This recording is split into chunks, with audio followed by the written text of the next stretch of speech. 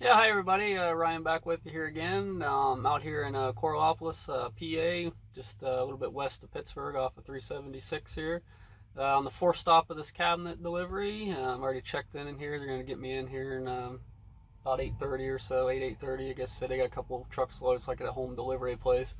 But yeah, so I got a little bit of time here. I left at about 2:30 last night. I was up by Reedsville, I believe. I had a little truck stop up there, and came across. It took me about 3 hours, but I had to come down US 322 up there to State College, and then drop down I-99 and came across US 22, which once you get that last 20 miles or so there coming before you get to Pittsburgh, there's a lot of stoplights. So I like to get through there before about 5 in the morning. So I came over here. They had a place to park and all that. But I had a little, I wouldn't call it, I call it an event. Just kind of a frustration of mine. I kind of want to tell you all my most frustrating thing to me on the road. What really bothers me, and I've talked to a lot of other drivers, some at Landstar and some other places, that kind of, like I said, to me is the most annoying thing. But I was coming across US 322, US 22, after I came out of Altoona. It was about halfway through there, and it was like 3:30, 4 o'clock. I was running at 65 through there. I was running about 68, just a couple miles over. I came up on a car. He was running pretty slow. I'd probably say he was probably running about 60-ish, and I started to pass them. Then they, get to the back, and they start speeding up, and then it slows back down. Then finally, I got around him, and then as soon as I get over in the right lane, he jumps over in the left lane and speeds up, gets right next to me. And I always watch, like, if they're playing with their phones or something, because at night you can see the light from the screen, and I didn't see anything like that, because a lot of times they're just not paying attention. So this went on. I mean, he came around me, then he slowed way down again, and finally I ended up I came around him again. Then he did the same thing, came around me again, slowed back down. Then we kind of got to where the speed limit slowed to 45 or so, and then the guy, like, I slowed down to about 50. A couple miles over through there, because trying to hit all the green lights, and there wasn't no traffic or anything that early in the morning. And I was getting up close to US 219, and the guy then doesn't want to run the speed limit, basically out where the speed limit's 65, but then the guy runs 65 through the 45, like, just flies by and goes all the way through.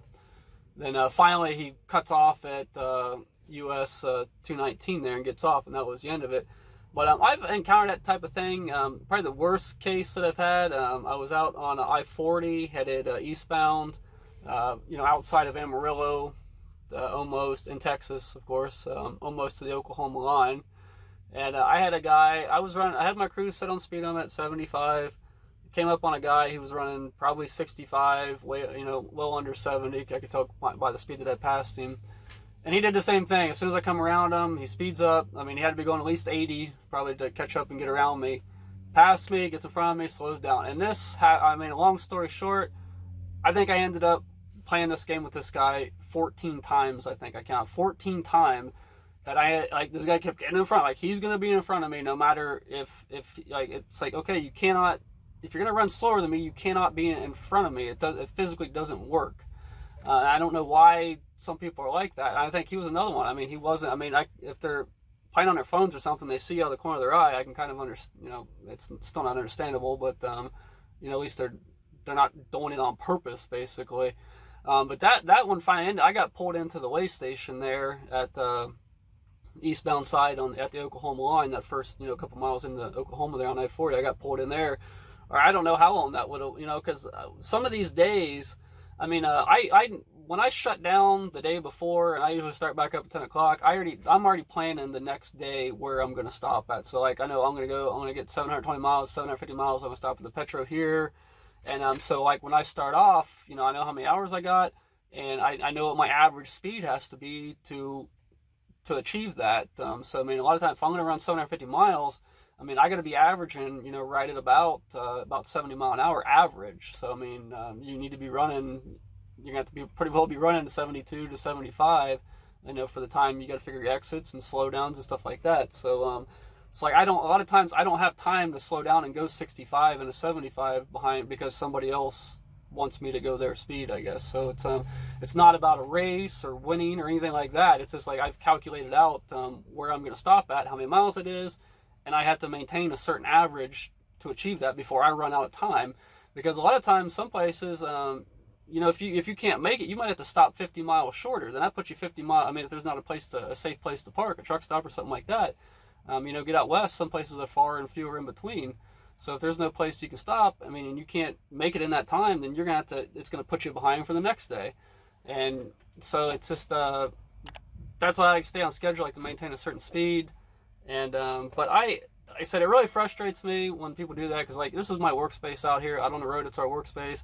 I don't come to somebody else's place of business while they're trying to do their job and affect their productivity. Like if they're trying to type on their computer board, it's like the same thing as me just coming up and hitting a button while they're trying to type something out. I mean, it's pretty annoying and frustrating when you're out here trying to do your job and somebody's pretty much trying to inhibit you from doing that, and just by playing these mind games or whatever.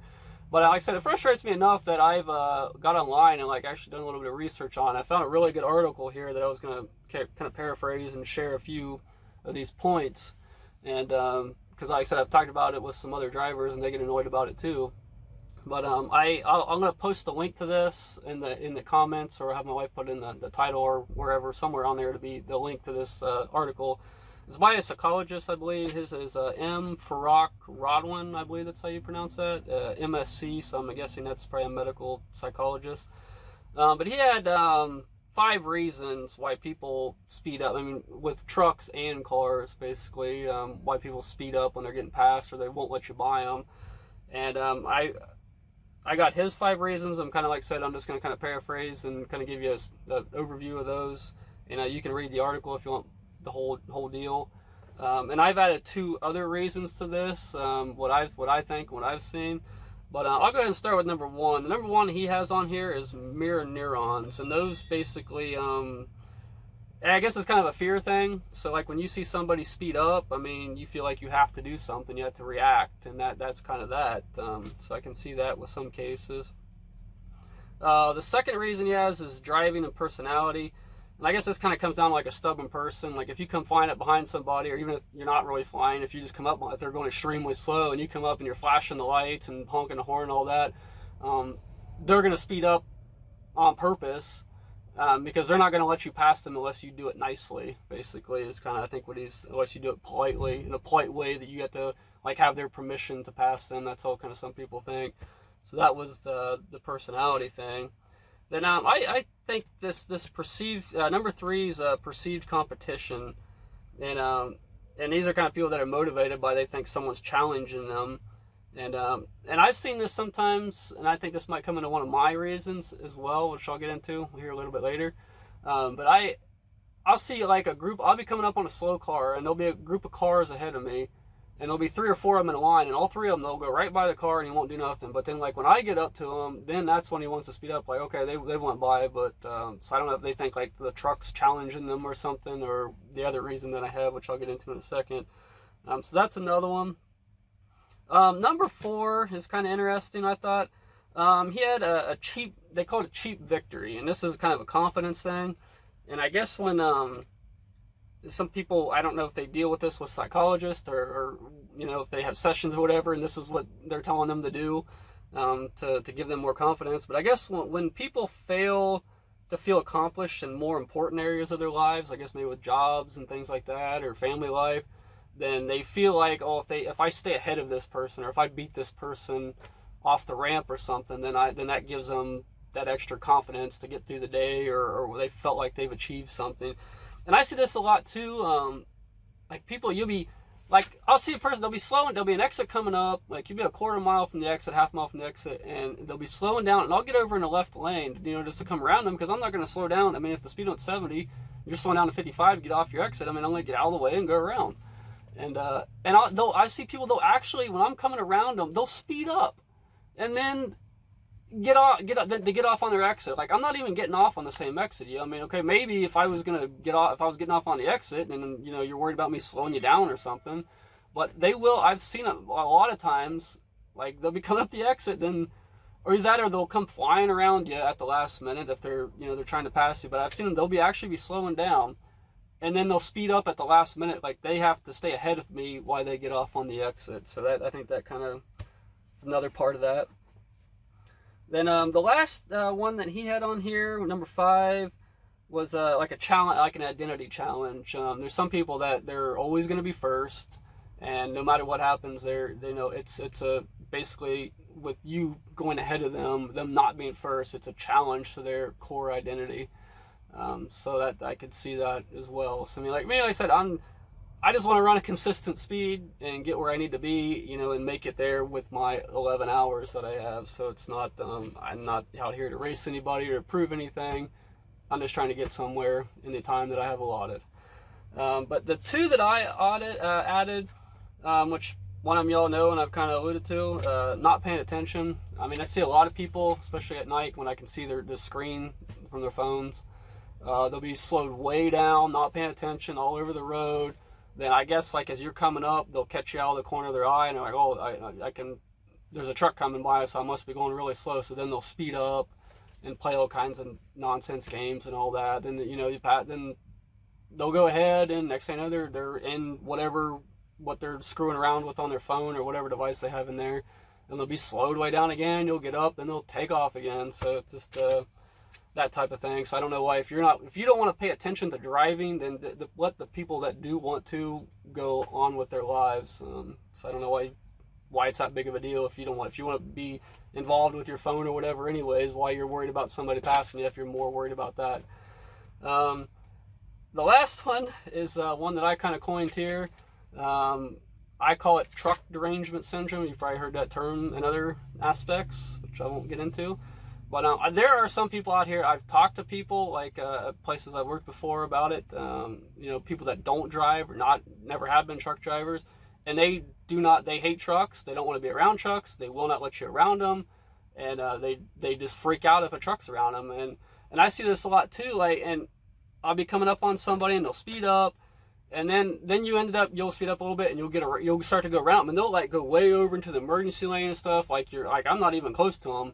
But there's some people, they are not going to be behind it. It doesn't matter how fast you are going, they are not going to be behind the truck, not one whatsoever. They will not be behind the truck. They don't want to be around you. And if they're scared or something, I don't know why they want you to be behind them, even though they don't want to run the speed limits. Instead of just it would make more sense to me if you're afraid of a truck and he wants to go faster than you, then just let him around, instead of this, I'm going to speed up so he can't, you know, so he's not ahead of me, which makes no, I would rather, a truck that's, you know, 80,000 pounds moving 70 mile an hour, I would rather them be out in front of me instead of behind me with my, you know, if I get your family and everything in your car, I don't know why they just let them go. I mean, I don't know why it's a big deal. So I think it's really a complicated, with all this, it's really a complicated mental, psychological thing, and it's really hard to depend on one particular thing. I mean, we're all different out here, all have different personalities and all think different ways. But like I said, I'm just out here to get somewhere. It's just not, I don't get wrapped up in any type of competition or race or anything. But I see truck drivers, some of them that can run faster. They'll sometimes, not very often, but some of them will speed up when you're passing them too. And choose the guys with all the lights and, you know, the big fancy Peterbilts and Kenworths and all that. So I don't know if they're, every once in a while I'll say something on the radio. I'll be like, dude, if you want to run, then run. I don't know why you want to speed up now when I get up next to you. I've been running for the last 200 miles the same speed. So. But usually you get some kind of a nasty reply, or nobody says anything at all. So, but it is what it is.